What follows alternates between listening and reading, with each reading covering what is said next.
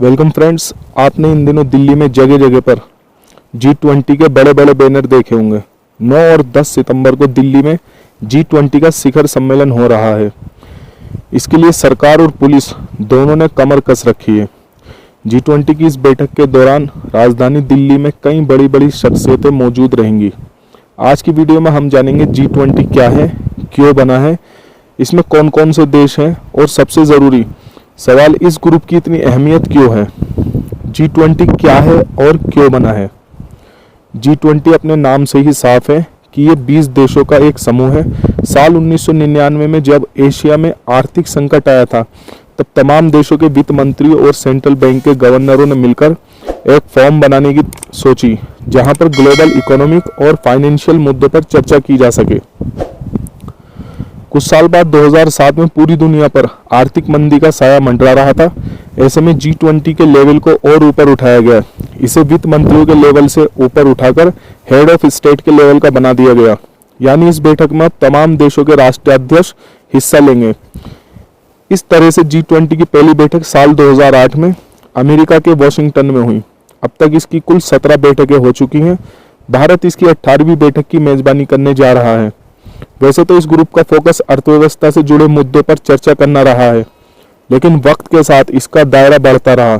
इसमें विकास, स्वास्थ्य, कृषि, ऊर्जा, पर्यावरण, जलवायु परिवर्तन और भ्रष्टाचार विरोधी जैसे मुद्दे भी जुड़ते चले गए। G20 कितना ताकतवर ग्रुप है। इस ग्रुप की ताकत इसमें शामिल देशों के नाम जानने से ही पता लग जाती है। G20 ग्रुप में 19 देश अर्जेंटीना, ऑस्ट्रेलिया, ब्राजील, कनाडा, चीन, France, Germany, Bharat, Indonesia, Italy, Japan, Republic of Korea, Mexico, रूस, सऊदी अरब, दक्षिण अफ्रीका, तुर्की, यूनाइटेड किंगडम और अमेरिका शामिल है। इसके साथ ही इस ग्रुप का 20वां सदस्य है यूरोपियन यूनियन, जो कि यूरोप के देशों का मजबूत समूह है। इसके अलावा हर साल अध्यक्ष देश कुछ देशों और संगठनों को मेहमान के तौर पर भी आमंत्रित करता है।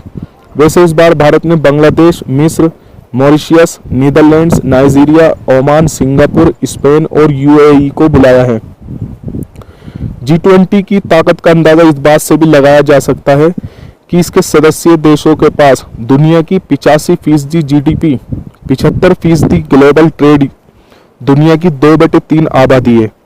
ऐसे में इस सम्मेलन में लिया गया फैसला दुनिया की इकोनॉमी पर बड़ा असर डाल सकता है। G20 कैसे काम करता है। दरअसल जिस भी देश को G20 की अध्यक्षता मिलती है, वे उस साल G20 की बैठकें आयोजित करवाता है। वे बैठक का एजेंडा पेश करता है। इसके अलावा G20 दो समानांतर ट्रैक पर काम करता है। एक होता है फाइनेंस ट्रैक, जिसमें सभी देशों के वित्त मंत्री और सेंट्रल बैंक के गवर्नर मिलकर काम करते हैं। दूसरा है शेरपा ट्रैक, जिसमें हर देश का एक शेरपा लीड होता है। शेरपा असल में उन्हें कहा जाता है जो पहाड़ों में किसी भी मिशन को आसान करने का काम करते हैं। G20 के शेरपा लीड भी अपने अपने देशों के प्रमुख का काम आसान करने का जिम्मा उठाते हैं। सभी सदस्य देशों के शेरपा बैठकों के जरिए अलग अलग मुद्दों पर आपसी सहमति बनाने की कोशिश करते हैं। G20 की अध्यक्षता कैसे मिलती है। ये तो हम सभी को पता है कि इस बार भारत G20 की अध्यक्षता कर रहा है, लेकिन ये अध्यक्षता मिलती कैसे है। दरअसल G20 के अध्यक्ष का फैसला ट्रोइका यानी एक तिकड़ी से तय होता है। इसमें पिछले, वर्तमान और भविष्य के अध्यक्ष देश शामिल होते हैं। इसे ही ट्रोइका कहते हैं। जैसे इस बार ट्रोइका में इंडोनेशिया, जो पिछली बार अध्यक्ष था, भारत जो अभी वर्तमान में अध्यक्ष है, और ब्राजील जो अगला अध्यक्ष होगा, ये तीनों देश शामिल हैं। आखिर में सबसे जरूरी सवाल कि इस G20 की बैठक से हमें क्या फायदा हो सकता है। देखिए, ये तो हम सब समझ गए कि ये कितना मजबूत ग्रुप है, लेकिन इस सम्मेलन के दौरान लिए गए फैसलों को मानने की कोई कानूनी बाध्यता नहीं होती है। यह आर्थिक रूप से ताकतवर देशों का एक ग्रुप है, इसलिए यहाँ लिए गए फैसलों से इंटरनेशनल ट्रेड काफी हद तक प्रभावित हो सकता है। बैठक के अंत में G20 देशों के साझा बयान पर आम सहमति भी बनाई जाती है, जिसकी जिम्मेदारी आमतौर पर अध्यक्ष देश के ऊपर ही होती है। भारत भी इसकी पुरजोर कोशिश कर रहा है कि वे बैठक के दौरान G20 के एक साझा बयान पर आम सहमति बना सके। आज की वीडियो में बस इतना ही। इसी तरह की वीडियो देखने के लिए चैनल को सब्सक्राइब करें। धन्यवाद।